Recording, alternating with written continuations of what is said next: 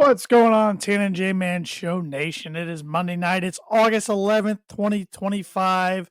Episode 456 of the Tan and J Man Show is underway, streaming live on the ACC Sports Network, on their Twitch channel, on their X channel, on their YouTube channel, and on the Tan and J Man Show Facebook page and our YouTube channel. Hit that like button, hit that follow button, hit that subscribe button, hit that notification bell if you're listening on your favorite audio podcast platform. Please give us that 5-star rating and review.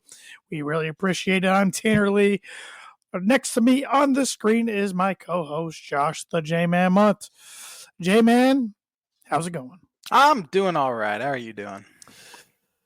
Pretty good. Can't really complain. Your response there saying you're all right is better than I thought I would get from you after the Cubs dropped 4-6 to the Reds and the Cardinals. I've mentally checked out. See if they pull me back in. We'll see. Well, we talked last week. We talked about the Red series and the Cardinals series and the Blue Jays series. You were hoping for 6-3. That's always the hope. And I even brought up what would happen if they go 3-6, which is gonna probably happen. 3-6 or 2-7. 3-6 probably best case scenario at this point.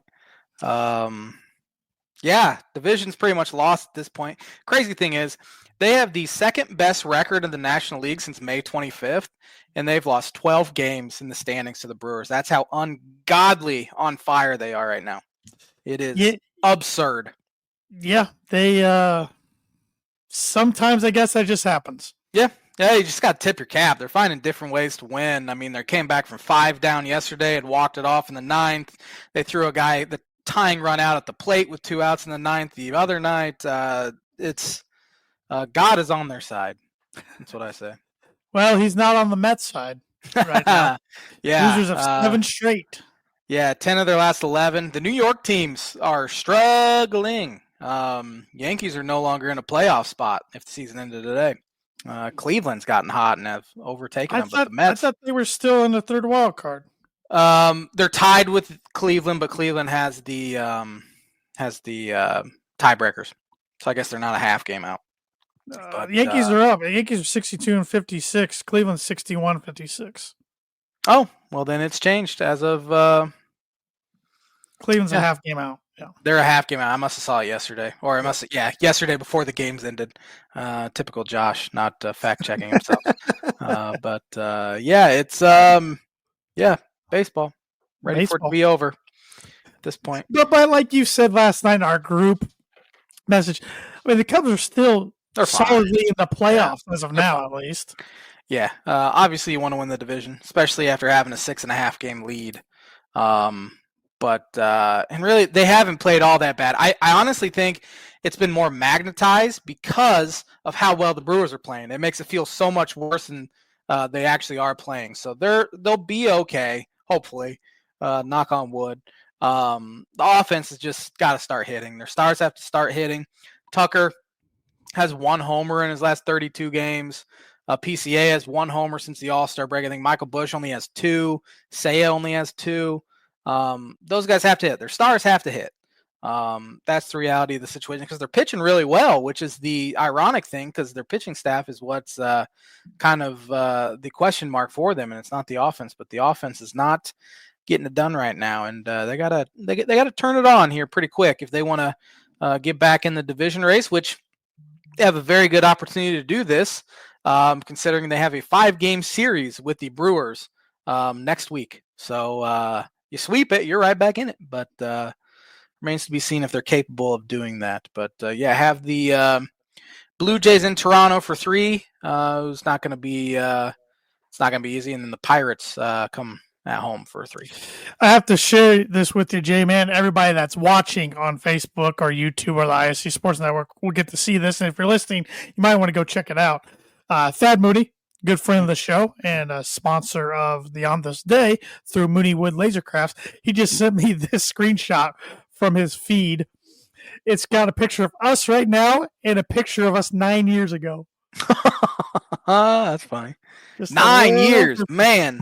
Just a little difference. Look at the freshly shaven J-Man. Even me, I didn't even have any facial hair going on. So. Yeah. That was in back then. I cannot pull that off. I have too many chins to not have facial hair at this point. So this is episode 456. That would have been 9 years ago. That would have been we haven't, I guess, quite hit 9 years yet. Right. It will be in November. Yeah. So it would have been like episode 50. No, not 50 something probably. Early. 40s something maybe. Yeah. Crazy. But you have some birdie or bogey with me, and I'm still looking for my first birdie of 2025, and we're in almost the middle of August. This is embarrassing. So I have a different sort of question today. It's actually two questions. They're very straightforward, though, because we are previewing the Big 12 and the ACC and, of course, Notre Dame. But the two questions are, who is the all-time passing yardage leader in the Big 12, and who is the all-time passing yardage leader in the ACC? You get both. You get a birdie, split. You get a par. You know how it goes. Yeah, this isn't gonna be easy. So it's difficult. And I'll even give you. I'll help you out a little bit. So like Case Keenum doesn't count because he played at Houston, but he didn't play in the Big 12. Gotcha. I was surprised by both guys on the list. I got some names that come to my mind. They're probably not right.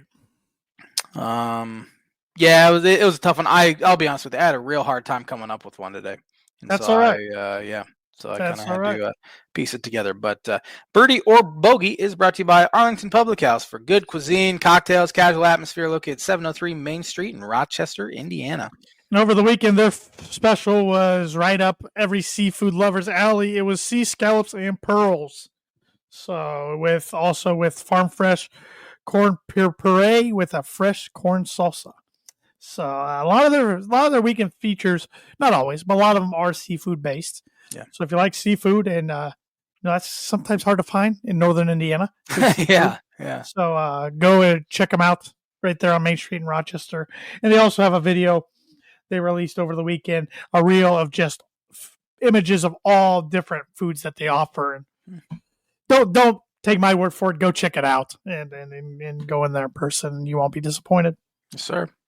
So, all right, J-Man. Well, we got a lot to cover today. You pretty much said you don't want to talk any more baseball.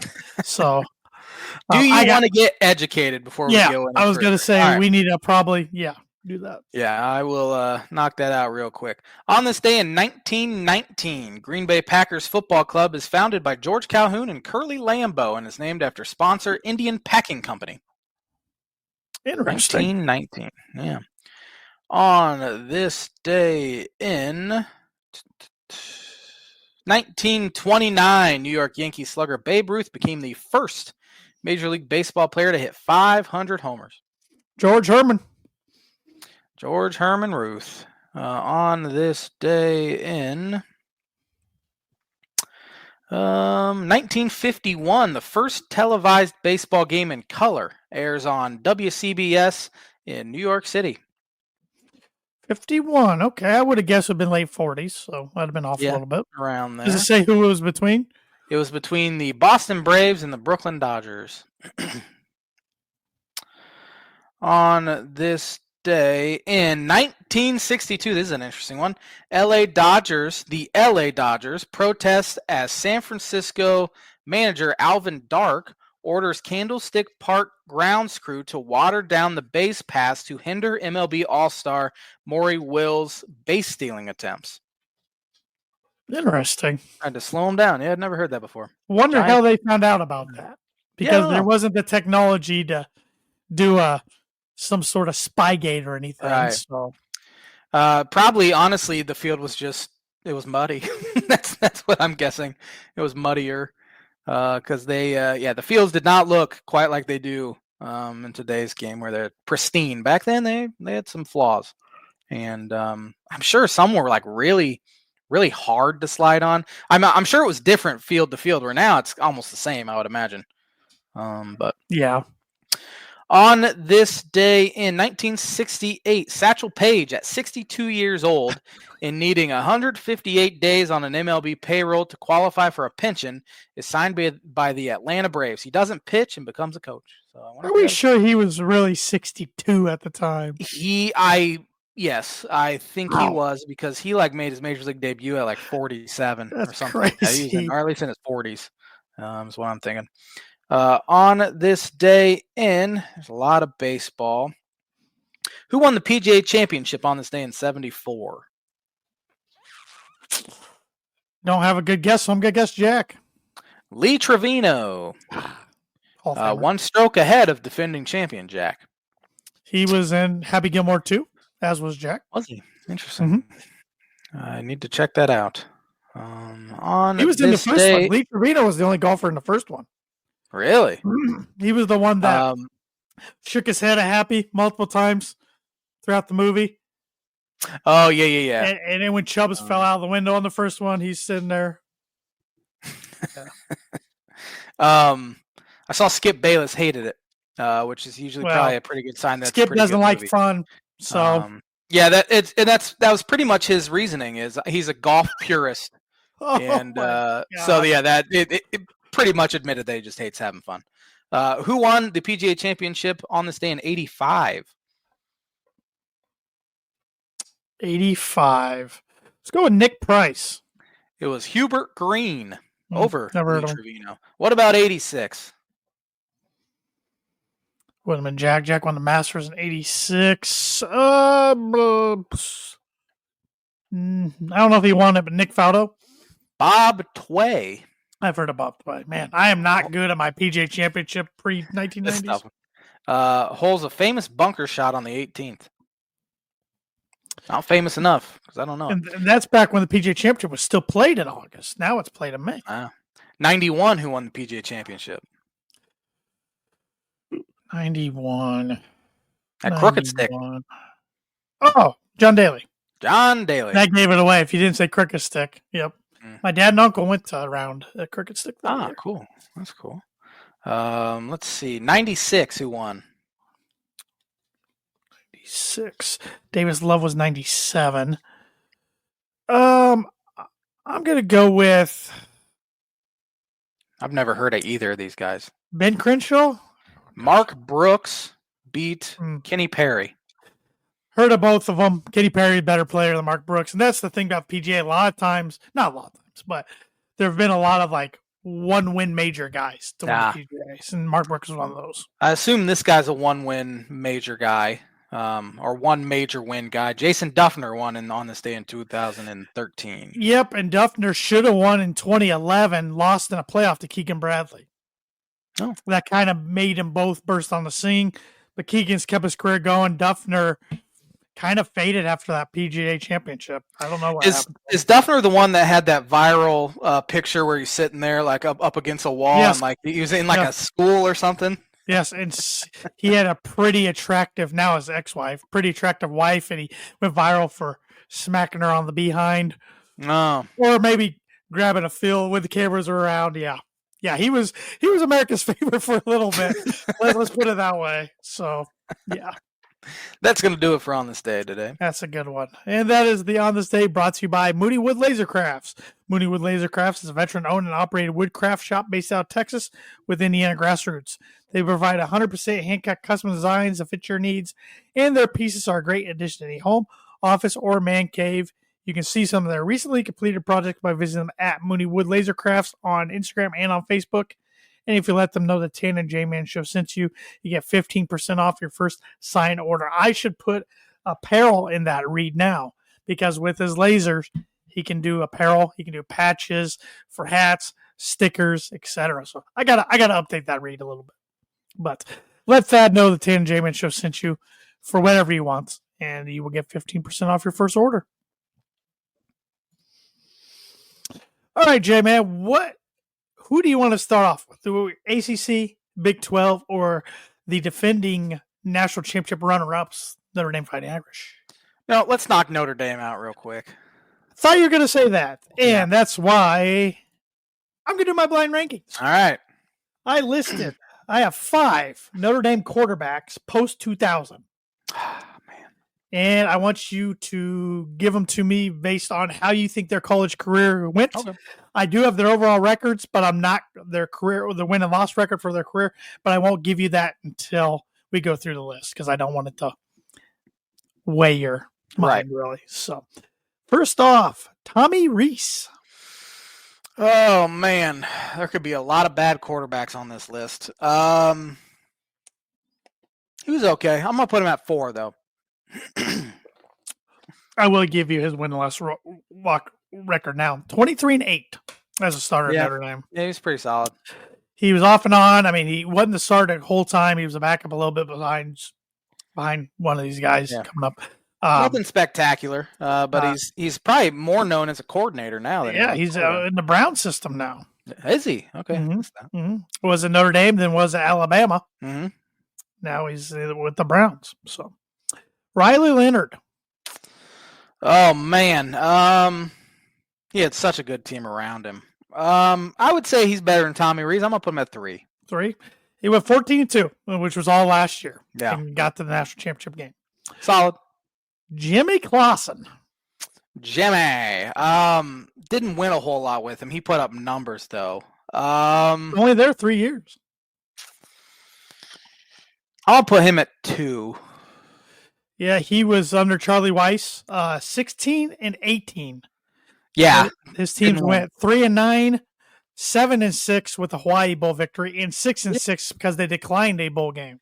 Yeah, those were some dark years under Charlie Weiss, but Clausen that team was loaded though. I mean, they had at least his senior year, they had Michael Floyd and Golden Tate and Manti Te'o was on the defense. Oh, and really, it was just the dark years were the Jimmy Clausen era.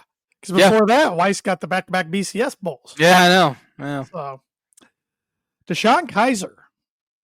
Oh man, man, he was good. I don't know who you could have else on the list. Oh, man, I'm gonna put him 5 just because I don't know who else is out there. He did go 12-11, and he was a starter for their second-round pick. Their 2016 team that went 4-8. I completely forgot about that till I was looking at this up. Yeah, they went 4-8 in 2016. I forgot about that. I'm surprised Kelly survived that one. They had a lot of close losses that year. Yeah, but 4-8. That's And lastly, Ian Book. All right. Well, he's got to be my number 1 at this point. And he was good too. Like I think he was a pretty solid college quarterback. Re-ranking that. You want to know his record real quick though before you re-rank it? Sure. He was 30-5 as a starter.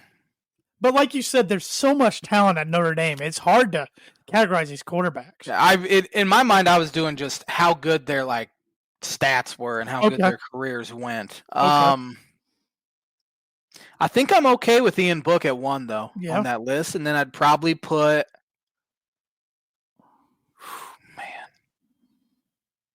Who was my number 4? He was the first guy you said. I already forget. Oh, Tommy Rees. Oh man. You know what? I'm okay with my list. I don't even. I think it's pretty good. I think Clausen's 2, or if not, pure talent, he might be 1, but he just didn't get.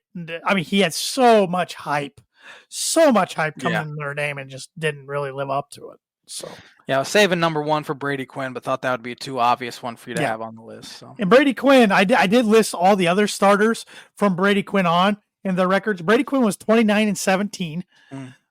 His first career start was in 2003. I was at the game at Purdue, and that was Purdue's best defense I've ever seen. That Purdue defense just killed him that day. I couldn't believe the kid kept getting up. That was Ty Willingham. He struggled in 2003 and 2004, and then really did well with Weiss in 2005 and 2006 and made back-to-back BCS bowls. Dane Christ went 4-6. Forgot about Dane Christ. He had a ton of hype too because he was a 5-star guy coming in. He did nothing. Then he went to Kansas, I believe, after that. I think you're right. Everett Golson went 17-6. Yeah. He and Tommy Rees kind of went back and forth, and he ended up transferring to Florida State. Malik Zaire, another one that would leave Notre Dame. Forgot about him. He went 3-0. Forgot about it. Where'd he end up transferring? Like North Carolina or Duke? I'm probably way off. I don't remember. Brandon Wimbush went 13-3. I forgot about Wimbush. Yeah. Jack Cohn the 1-year transfer from Wisconsin, went 11-2. Tyler Buckner went 1-2. He got hurt, and then Drew Payne came in and went 8-2. He would then transfer to Arizona State. Well, League Zaire went to Florida. I was way off. Okay.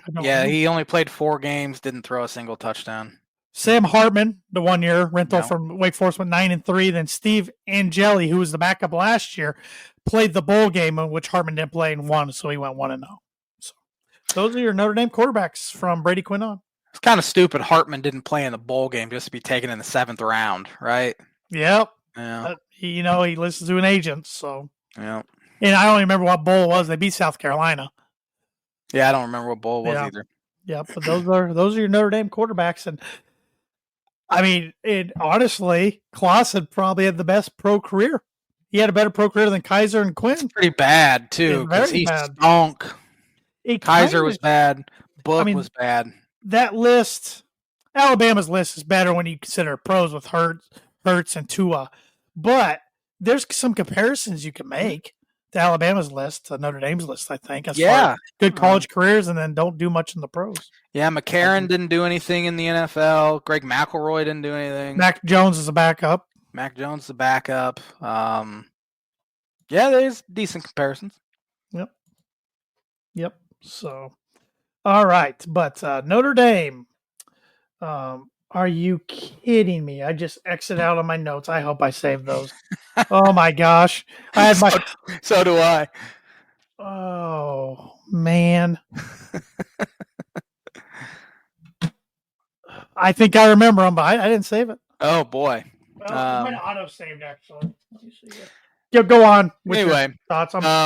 Notre Dame, all I was reading was C.J. Carr, redshirt freshman, was going to be the quarterback this year, but now it sounds like he's in a neck-and-neck battle with another quarterback who I'm pulling up right now. C.J. Carr and Kenny Minchey, neck-and-neck with no clear separation, according to Pete Nakos. So that'll be fascinating. Jeremiah Love, Heisman candidate, might be the best running back in college football. Their defense will be great. I fully expect them to be a college football playoff contender once again. There in old South Bend, Indiana. I can't believe I thought I had a new document and I had page 2 for that. And my notes were on page 1. So when we get to the conferences, I'm just going to hopefully I can remember. Oh boy. Yeah, I hope so. I don't have any notes on players now, but good one, Tanner. 456 episodes in. And always save your work, boys and girls. Yeah. I think Notre Dame's going to be very good. CJ Carr, as you said, Jeremiah Love, Marcus Freeman's not a youngster at this anymore. Tough schedule out of the gates, though. They go to Miami, Florida, Sunday, August 31st, and Miami's ranked 10th. Then they return home to face number 19 Texas A&M, who they began last year on the road and went down to College Station and won. Then week 4, they go on the road again at Arkansas. I don't think Arkansas is going to be that great, but still. Then they host number 25 Boise State. Then it gets a little easier. I mean, they got ACC opponents. You do have USC, which they're always talented. So I think those first 2 weeks are going to be pivotal for their season. Yeah, it could spiral. Maybe not spiral, because I think they're too good for it to really let it spiral. But you have 2 inexperienced quarterbacks there. You just don't know until they start playing games where these guys are going to be really good or not. I mean, you had, the veterans the past 2 years that have played a lot of football, and Riley Leonard and Sam Hartman. Now it's kind of you're building through your farm system in a sense where you actually recruit these guys straight from high school. So I hope we start seeing that more and more in college football. Because and we've talked about this so much. We hate the free agency aspect of the portal, and that's pretty much what Notre Dame's done. Well, and this is how you build a program. I mean, I understand why Notre Dame did what they did the last few years with Hartman and Leonard last year, because they were so close from being a championship team. Now you are ranked 6th. You got everything else established. You want to continue success, so eventually you got to pull that Band-Aid off and groom a younger guy. I mean, there's other coaches around the country who haven't done that yet. And since they've been at their school the last 3 or 4 years, they've done portal every year. And it's like, eventually that's going to bite you. Yeah. So especially when you got these high 4-stars, if not 5-star kids coming in. They want to play. They want to earn their shot, and if you're going to recruit over them, they're going to leave. Yeah, retention is still key. Yep. And I'm hoping the game starts going towards that because these 1 year quarterback things are they're going to catch up with every team eventually. Yep. You just never know what you're going to get. Do you want to go Big 12 or ACC first? Well, I want to. What do you have Notre Dame's record? I didn't even put a record. I think they'll go 11-1 ish and go to the playoff. I have them 10-2 making the playoff. I easily could have put them 11-1, but I'm a Notre Dame hater, so I put them at 10-2. I'm just being honest. Yeah, I have them losing their opener at Miami. And then the other game, I have them getting upset at home by Boise State, October 4th. I don't know why. Something about that game jumping out to me. Because you hate Notre Dame, that's why. Well, Boise State doesn't get these opportunities very often. That's true. Anymore because nobody wants to schedule them. Yeah. So, I mean, they'll probably bring a decent crowd. Yeah. Hey, credit to Notre Dame for actually scheduling them because, as you said, teams have been so scared of great, good group of 5 teams because you win, who cares? You lose, it's the worst thing in the world.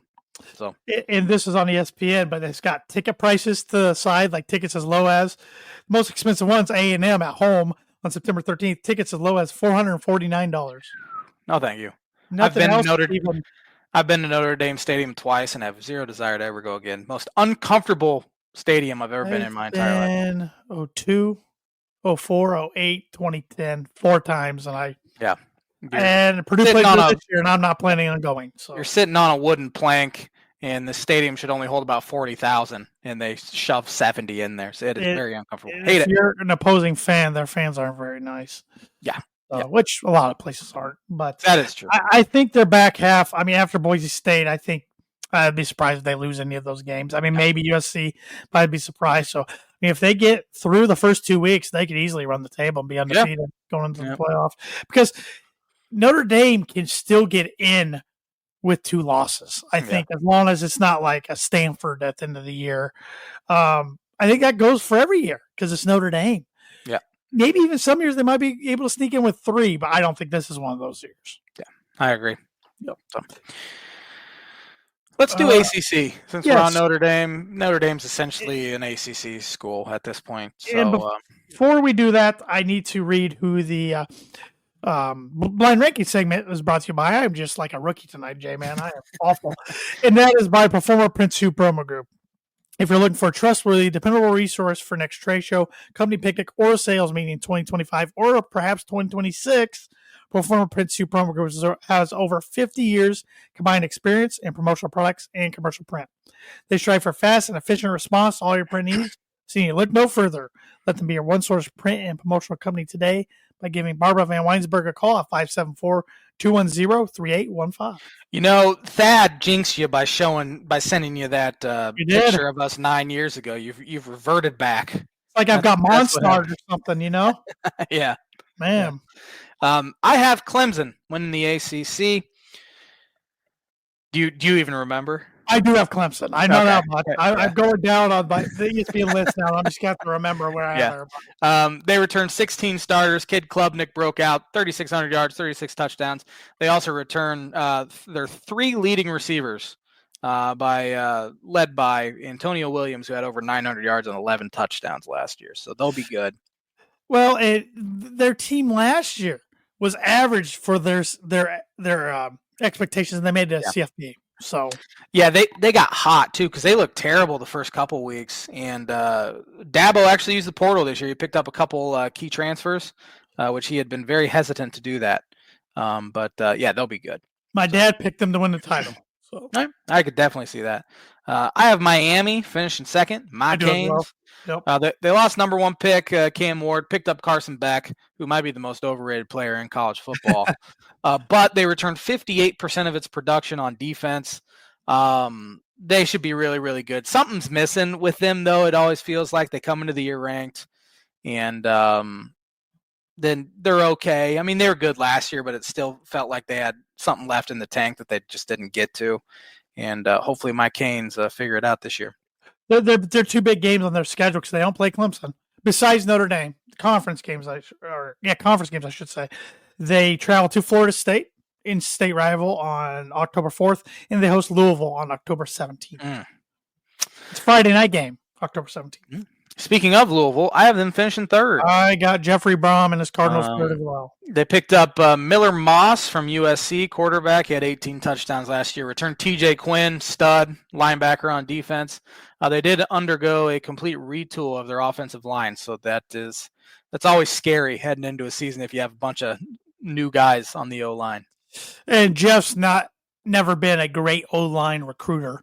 Good for skill positions and quarterback recruiting. He's one I was kind of mentioning a few minutes ago. Goes and gets a portal guy every year. That's kind of been his MO since he's got the Louisville. It was Tyler Sal and Jack Plummer before that. So both who are in the NFL. I don't know how Jack Plummer keeps hanging around the NFL, but he does. Yeah. So. I have SMU finishing fourth. I do as well. They had 11 wins last season. Kevin Jennings returns under center at 3,200 yards, 23 touchdowns last year.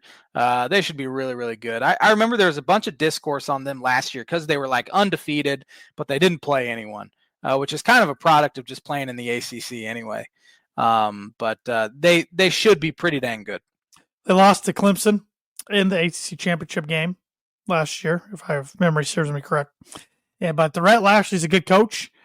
He's from that area, so I don't know if he will leave or not, but he's a name that if a big job comes open, maybe he's on the short list. I have the Duke Blue Devils finishing fifth. I got Georgia Tech. All right, I have them sixth. Duke had 9 wins last year in Manny Diaz's first season. They did lose their starting quarterback Malik Murphy to Oregon State, but picked up Darian Mensah from Tulane, who had 22 total touchdowns last year.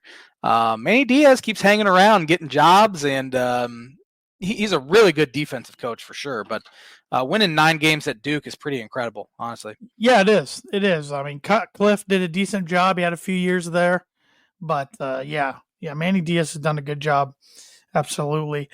Georgia Tech, who I had fifth. Brett Key's done a good job at his alma mater. He has 6 wins over ranked foes, and that doesn't include the 8 overtime loss to Georgia last year. Remember that? I do remember that, yeah. And they returned 64 of their production, including their stud dual threat quarterback Haynes King. Also bring back stud running back Jamal Haynes. So they should be able to put up some points. It's taken a little while to kind of get away from the option, as you could expect. But it seems like they finally are in the 21st century and playing pretty good football. Got away from that Paul Johnson offense. And for some reason, I watched a decent amount of Georgia Tech games last year. I don't know why. They were always on at like 11 maybe or noon Eastern time on ESPN2. But I watched a lot of Haynes King, who, of course, I remember him at A&M before Georgia Tech. So. Yeah. I had Georgia Tech 6th. Do you remember who you had 6th? I believe it was Duke. I think. I have NC State finishing 7th. I believe that's where I had them. No, I had Florida State 7th. I have them 9th. NC State, CJ Bailey returns after a great freshman season at quarterback, 22 total touchdowns. They'll be solid. It seems like for years now they've been solid, 6 to 8 wins every year, but can never really get to elite get to level. 10. Can't get to that. Dave Doran's been there since 2013. He's been there a long time. From Northern Illinois. Yeah. I mean, crazy. Yeah. I remember pretty consistent winner. A lot of Purdue fans, of course, wanted Dave Doran when they ended up getting Darrell Hazel, but he took NC State job like right away. Right? I mean, it was, yeah. So, you said you had Florida State 7th. Yes. I have them 9th. It can't be worse than last year. It just can't. Well, if it is, Mike Norvell's looking for a new job. Yeah. 2-10. He cleaned house, fired both of his coordinators, hired Gus Malzahn to run the offense, and he brought in 23 transfers, including Thomas Castellanos, quarterback from Boston College, who had 18 touchdowns last year. I think they'll be solid. I don't think they'll be national title contenders this year, but I think they'll win 7-8 games. Well, Castellanos, he's a run first quarterback. And he's already talking smack about Alabama. So we'll see how that pays off for him. Probably not well. I have Pittsburgh finishing 8th. I believe I did as well. They started 7-0 and then lost out. Narduzzi should be on the hot seat, you'd think, heading into this year. But they do. Forever. He's been there about as long as Dave Dorn has, it feels Mhm. like. They do return 64% of its production and added 15 players in the portal.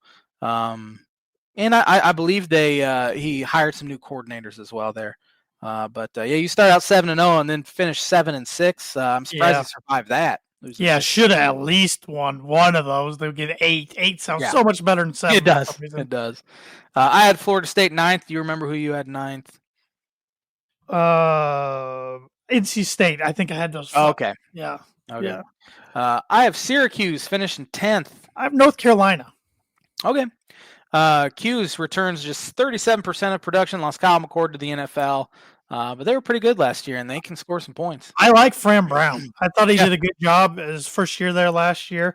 He's recruited well. I know they've got a couple 4-stars coming in this year. Now, will they make an impact right away? I don't know. Yeah. But to recruit to Syracuse to play football at where usually is a predominantly basketball school, and to play in a basketball arena, it's pretty good. They stink at basketball now too, though. Yeah, I do. I have North Carolina 12th. I don't even have any football notes. Bill Belichick and his young girlfriend seem like a constant distraction, and I can't imagine it goes very well for them. I don't even remember who their quarterback is. No idea. One of the quarterbacks they brought in the spring, Ryan Brown from Purdue, transferred back to Purdue and will probably be Purdue's starter. He's in the quarterback competition. And I know they brought in another kid in the spring. I don't remember who it was. Yeah, well, Bill's never won without Tom Brady, so I have a hard time believing he's going to start doing it at North Carolina. That's just me. And he's tight-lipped, but he's even quoted here saying he, with so much roster turnover, he's a long way from knowing what he has to work with. That's comforting words. Yep. I have Virginia Tech finishing 11th. I believe that's where I had them. They were 6-7 last year. 4th year under Brent Pry. They need to start winning. Kyron Drones returns, and he will be competing with Pop Watson for the starting quarterback job. They're like in there forever. 1-12 under Pry in games decided by 7 points or less. Yikes! Yeah. No killer instinct. One of those was the Ryan Walters. I remember that. Yeah. Wasn't it like a 3-hour lightning delay or something? And then 5. Yeah, they're lucky they played that game. Yeah. I have Virginia finishing 13th. I had Syracuse 12th. 12th, okay. And then Virginia 13th. 4th season under Tony Elliott, and they have won 3 games twice, and they won 5 games last year. So now's the time to start winning there at Virginia. Of course, he was a great coordinator I think he was at Clemson. But they added 31 players from the portal, led by North Texas quarterback Chandler Morris. Well, he's good. He's good. Chandler Morris was a good quarterback for us. But they must strike the fearing Signetti to get that buyout. So yeah. 14th, I have Boston College. I have BC as well. Billy Boy. Yeah, Bill O'Brien. Good season there at BC. 7 wins. Excuse me. In the first season, they did lose their quarterback to Florida State, but Grayson James will compete with Bama transfer Dylan Lonergan. Please tell me they play North Carolina this year. That'd be classic. I hope so. I'm looking it up. Nope. Of course not. It's no That's fun. a shame. Played him last year. Dang it. 15th, I have Cal finishing 15th. I had Cal as well. Did you know Cal hosted game day last year, week 6? No. Week 6, and they lost by 1 to Miami, and then they collapsed. They will be bad. They lost a lot to the portal. I have Wake finishing 16th. They have new coach Jake Dickert, who they brought in from Washington State, and he brought in 33 transfers. So they'll be bad. Stanford's fascinating, though, because Andrew Luck was hired as general manager in a sense, and his first day he fired coach Troy Taylor immediately and then replaced him with his old coach Frank Reich in the interim for 1 year. Not going to go well. No, it's going to be a bad year, but it's going to give him all year to find his long-term head coach. I suppose if there's somebody that can turn them around, it's Andrew Luck. He's a heck of a smart guy. Yeah, it's just hard to recruit there. It is. You get a bunch of brainiacs. Not that smart people can't. But David Shaw did it, man. I mean, Harbaugh did it. Yeah. Harbaugh. Yeah, brought in Gerhardt and Luck and McCaffrey and they can do it. Kobe Fleener. You got Richard Love. Sherman. Yep. Love was his last. Bryce Love. Yep. Yeah, he Yep. was a stud too. Yeah, so. he was. That's the ACC, and now we got 20 minutes to talk Big 12. Are you pumped?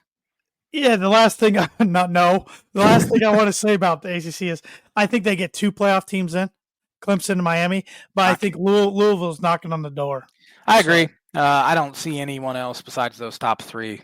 I did read today that 29 of the last 31 years, an unranked team on the in the preseason AP poll finished in the top 10. So it'll be interesting to see which one does it this year, assuming it happens, because it's happened a lot. So, but interesting factoid. I forget who said it on the tweeter. But Big 12, who you have winning? ASU? I got Arizona State. Won it last year, made a college football playoff. Should have beat Texas.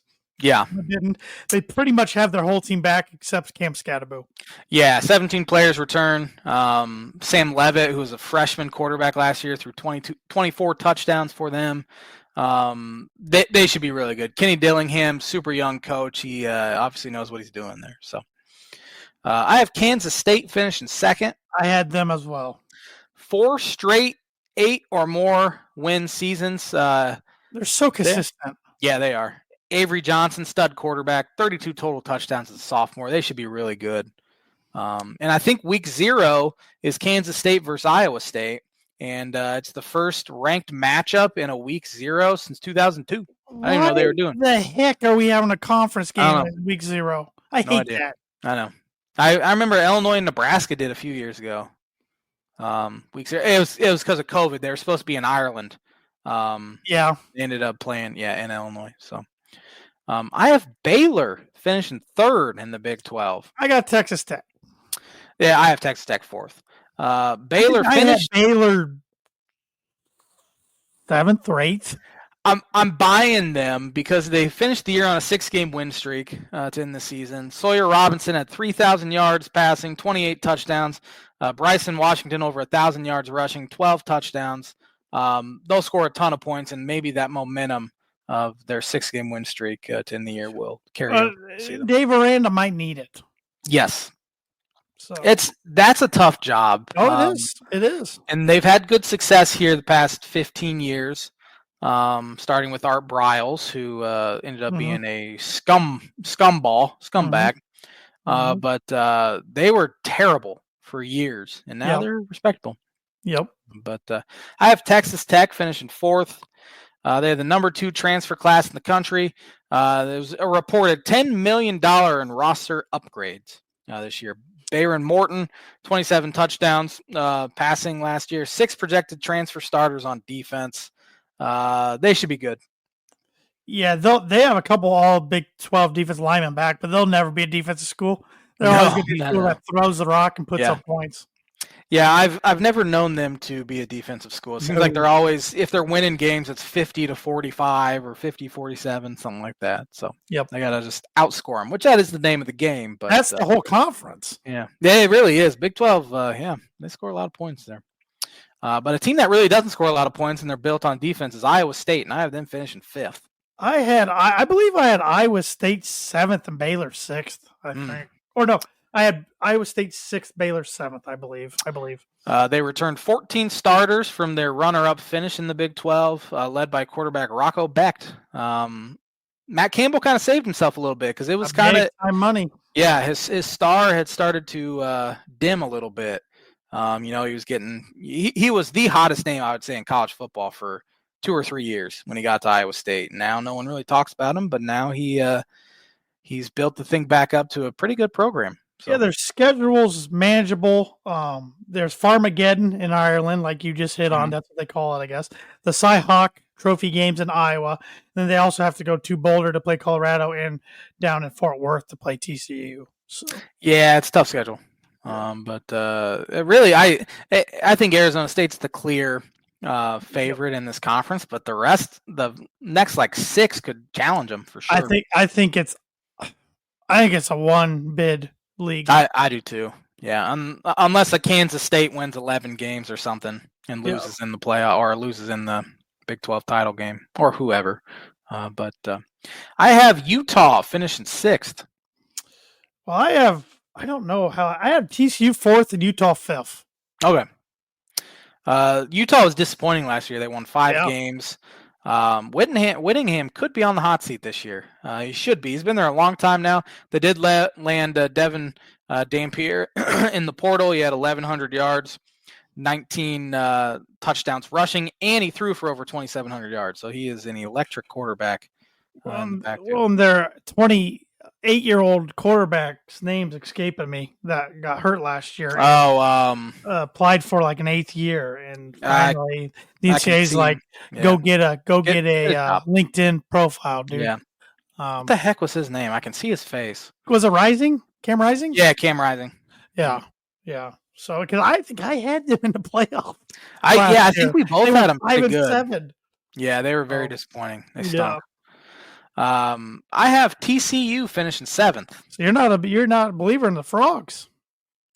I think they'll be okay. Tony Dykes. They did win 9 games last year, and they returned their quarterback. Josh Hoover had 3,900 yards, 27 touchdowns. They led the Big 12 in total offense.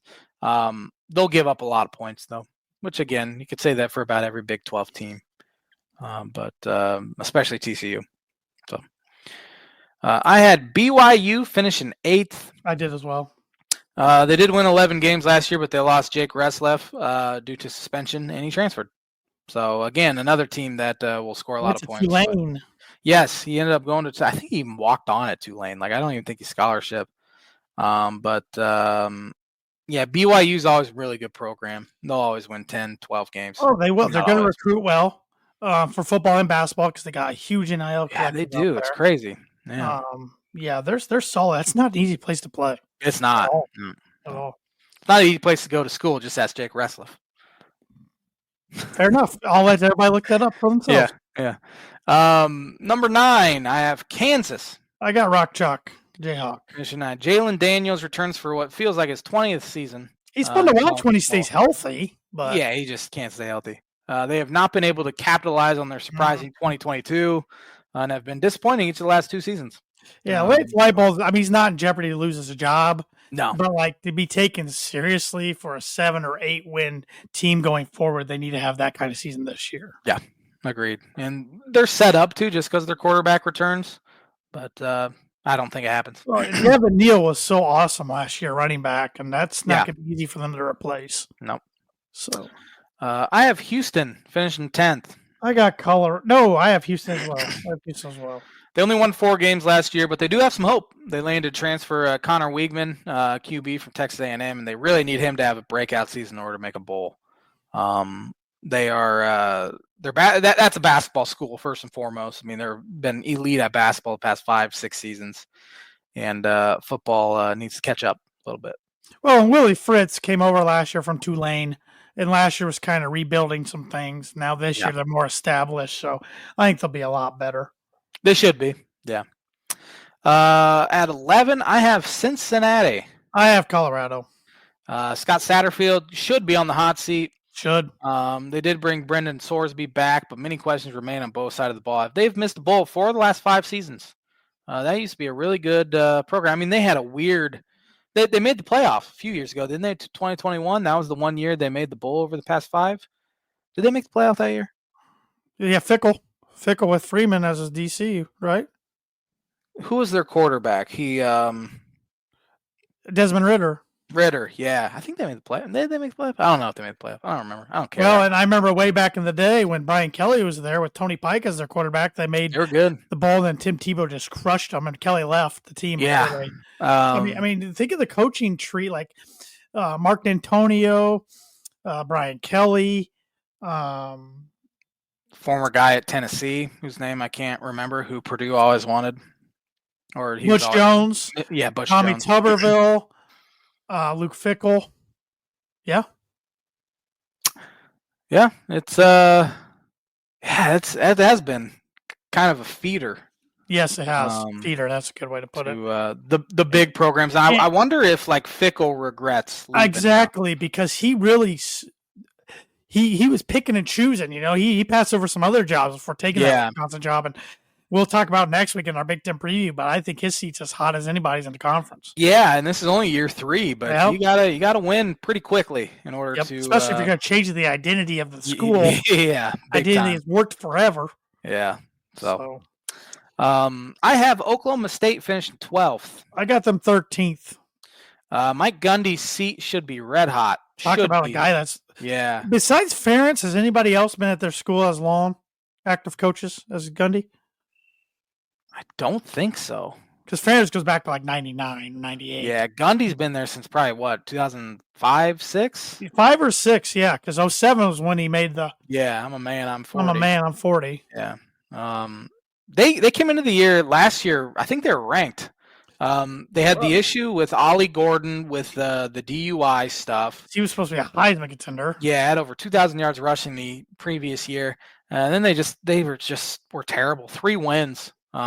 He did start in Stillwater in 05. Okay. So this is his 20th year. Yeah. Oklahoma State did bring in Gundy did 60 newcomers on the 2025 roster. So he poured some gasoline on that fire and got rid of a lot of guys. I mean, besides last year and his first year, he won 7 or more games every other year. Yeah. Oklahoma State.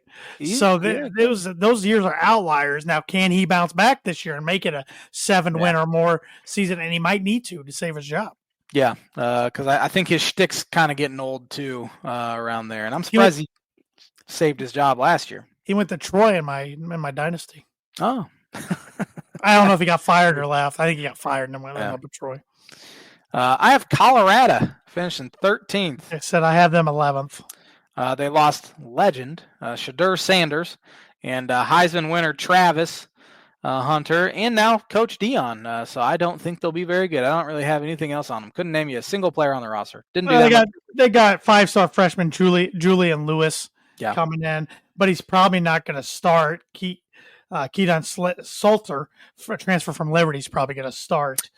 It'll be nice to not have to hear about Colorado anymore. Oh, you still will if they get off the good start. You still will have to. Why? I just don't get it. They have more than 30 transfers, and heck, if one thing I love and hate about the NFL preseason is over exaggerations and exaggerated takes, and that's what everybody's making about Shadur's first start right now. So, and he was good, but again, good. Three straight times. Preseason game. Yep. He was probably facing 3rd and 4th string guys, fringe roster guys. So, I have West Virginia finishing 14th. I got them 16th and last. Rich Rod is back. They did have the 2nd largest transfer haul in the Power 4. Just trying to recreate some old magic. They have not been good for a while now. Dana Holgerson had some good years. Then he left to go to his alma mater, Houston. He ends up getting fired there, and they just haven't been very good. Yeah, Neil Brown didn't do the greatest job there. Yeah, so this is the conference for retreads because one of the schools you haven't mentioned yet, UCF, brought back Scott Frost, trying to relive their glory days. Yeah, I have them 15th. I had them 15th as well, and I had Arizona 14th. So. Yeah, Scott Frost returns. Can't stand the guy. He said Nebraska was a terrible fit for him. He never wanted to go there. Never wanted to go there, but he kept. He felt pushed there. He's the most arrogant. Oh, he's so arrogant. He's never done anything wrong in his entire life. It wasn't his fault that it didn't work at Nebraska. It was everything else around him. Not his fault. And I very much like rooting against him. Yep.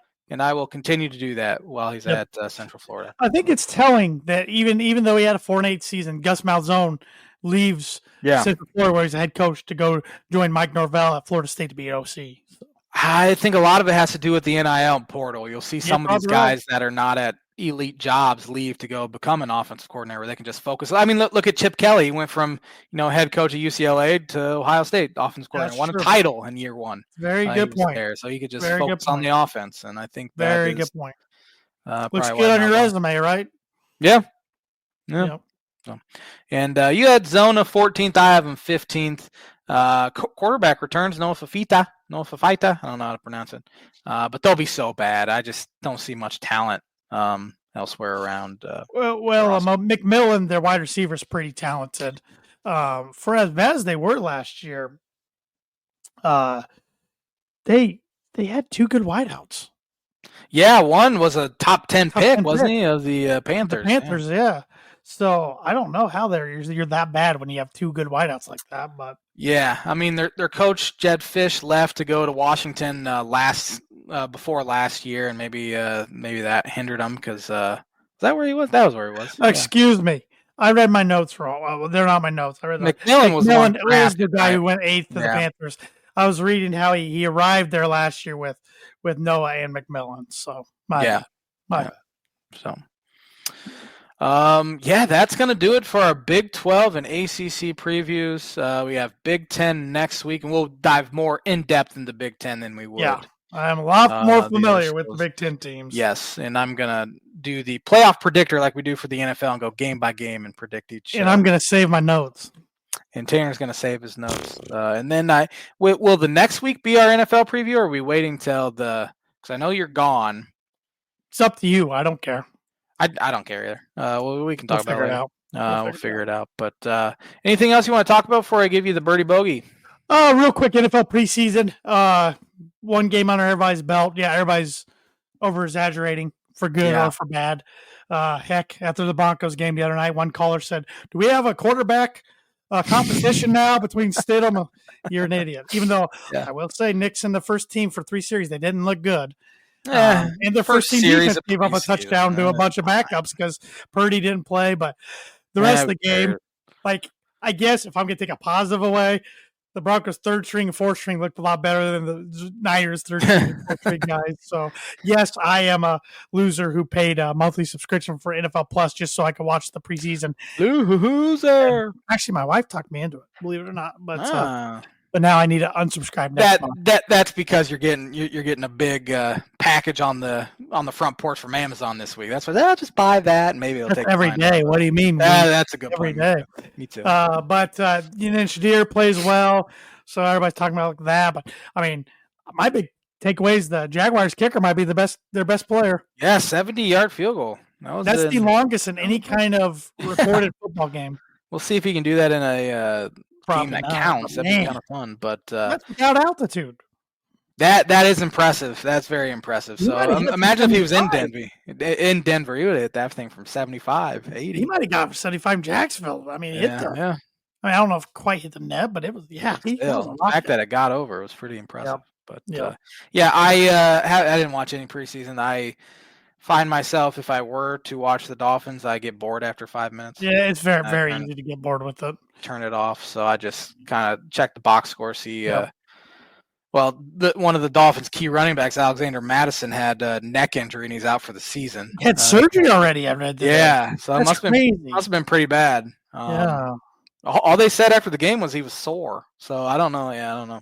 There's a lot. There's been a couple key guys that go down with injuries. Yeah, that's why they don't like. That's why a lot of teams don't have their studs play in the preseason. But I think the reps are too valuable to not. The Purdue fan in me hated to see poor Rondell Moore go down again.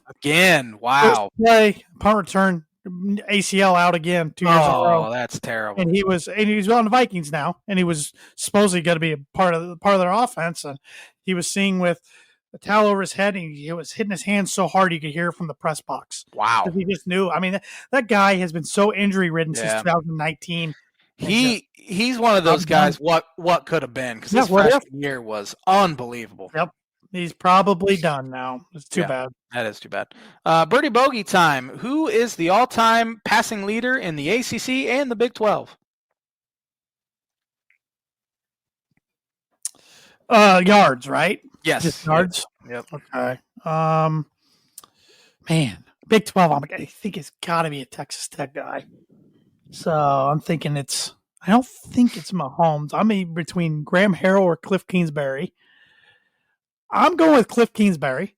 You are incorrect. It is an Oklahoma guy, Landry Jones. Oh my gosh. I've seen that now that you mentioned that out there. I think we've even used that before. We might have. He had over 16,000 yards. And then ACC. I'll give you a hint for ACC. Yeah. This guy, Hall of Fame level quarterback. From the ACC? And the school was in the ACC when he did this. Correct. Hall of Fame level quarterback. I just give it to me. I'll take a bogey. I got nothing. Phillip Rivers. Yeah, that was had over 13,000 yards. Didn't even come on my radar. I'm not gonna get a birdie this whole year. Oh boy!